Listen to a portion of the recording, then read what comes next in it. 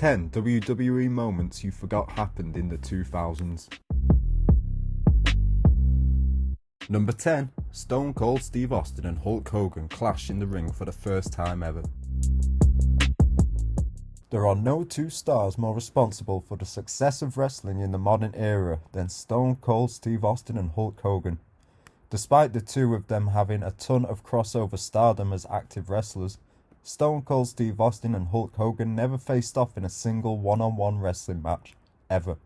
Many fans may forget that the closest the two ever got to a match was in 2002 when the NWO arrived in the WWE. Fans thought the match could happen at Wrestlemania 18, however The Rock would go on to face Hulk Hogan in an iconic match, while Stone Cold Steve Austin was placed further down the card in a match against Scott Hall. Overall, the NWO's time in the company was lackluster, but it did feature the only Austin vs Hogan match in history when the NWO, Hulk Hogan, Kevin Nash and Scott Hall defeated Stone Cold Steve Austin and The Rock in a 2-on-3 handicap match on an episode of Monday Night Raw. Number 9. Mr. Perfect Curt Hennig defeated Brock Lesnar. Many fans forgot that Mr. Perfect had a WWE run in the early 2000s after returning at the 2002 Royal Rumble. Although Perfect's time in the 2000s was nothing compared to his heyday in the 90s, where he was one of the best Intercontinental Champions ever, he did manage to get a big-time win over a future Juggernaut superstar.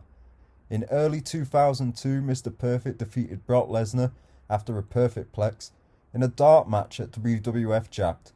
This wasn't the only unearned win Perfect got over Lesnar either. He ended up defeating the Beast at a few house shows before he left the WWE later in the year. Number 8. Vince McMahon gives out money.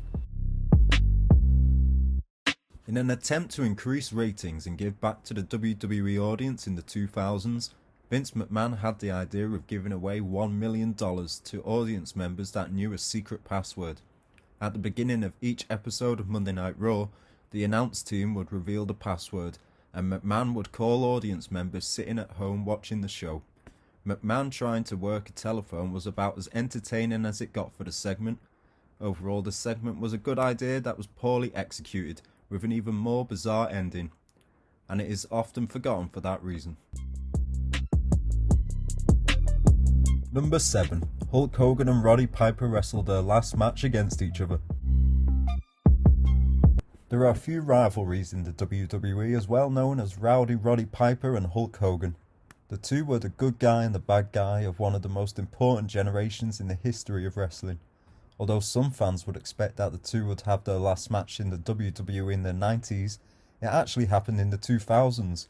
At Judgment Day 2003, Hogan battled Piper. While he was adopting the horrible Mr. America gimmick, Hogan of course also won the last match of their legendary rivalry after hitting his famous leg drop. Number 6. The Hurricane defeated AJ Styles. AJ Styles is one of the biggest names in the WWE today, but this wasn't always the case for the Phenomenal One. Long before he debuted at the Royal Rumble in 2016, AJ competed at the WWE as a jobber. What's even more interesting is that the future two-time WWE champion once jobbed for the Hurricane of all wrestlers. This match happened on a 2002 episode of WWF Jacked. It was the only major televised match of AJ Styles' 2000s WWE career. Maybe AJ shouldn't feel too bad. The Rock also lost to the Hurricane in the 2000s. Number 5. Eddie Guerrero steals Ric Flair's Royal Rumble number. Eddie Guerrero has so many funny, memorable moments that it's impossible to recall every single one of them. One of the funniest segments of his career involved another WWE legend, Ric Flair. In a segment for the Royal Rumble where Eddie and Flair were choosing their Royal Rumble numbers, Flair pulled out number 30 while Eddie Guerrero pulled out number 1. The numbers were not at first revealed, but after Eddie hugged Flair and wished him luck in the match, he switches their numbers. Flair would end up getting his number 30 spot back, and Eddie entered at number 1, but it's a hilarious segment between two of the funniest wrestlers of all time that's way too forgotten. Number 4. Jacqueline wins the WWE Cruiserweight Championship. The WWE Cruiserweight Championship is often a forgotten title from the 2000s that was featured exclusively to SmackDown. The title had its great moments, especially when Rey Mysterio was competing for it. Many fans also forget that the only woman to win the Cruiserweight Championship was Jacqueline. She answered an open challenge from Chavo Guerrero in May of 2004 and defeated him. This forgotten moment is one of the many reasons why Jacqueline is in the WWE Hall of Fame. Number 3. Randy Orton wrestles Kamala. Few gimmicks in the 2000s were as well constructed as Randy Orton's Legend Killer run. In the lead up to his match against The Undertaker at Wrestlemania 21, Randy Orton encountered a ton of WWE legends. One of the forgotten legends that he encountered was Kamala. The pair actually competed in a singles match on an episode of SmackDown in 2005 that ended in a no contest after The Undertaker turned out the lights and played a video message where the letters RKO were changed to RIP. Still, it was great to see two generations clash for the first time ever. Number 2. Goldberg only lost one match on an episode of Raw. In his early career, Goldberg was one of the most protected superstars on the roster. In WCW, his 178-0 streak was one of the best in wrestling history.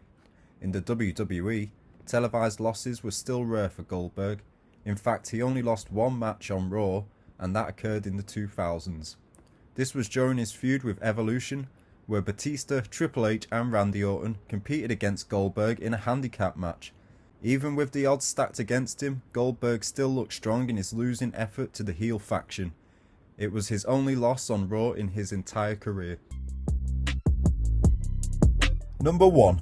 The Undertaker and The Rock win the tag team titles. The Rock and The Undertaker are unlikely WWE tag team champions. Although many fans do not even realise that this happened, the Dead Man and the Great One won the WWE tag titles on the December 18th, 2000 episode of Monday Night Raw, after The Rock hit Edge with the People's Elbow. Their reign was short-lived, however, as they dropped the titles back to Edge and Christian on the following episode of SmackDown. But still, it was cool to see these two legendary stars share the spotlight as tag team champions. Thanks for watching. Don't forget to subscribe for more wrestling content.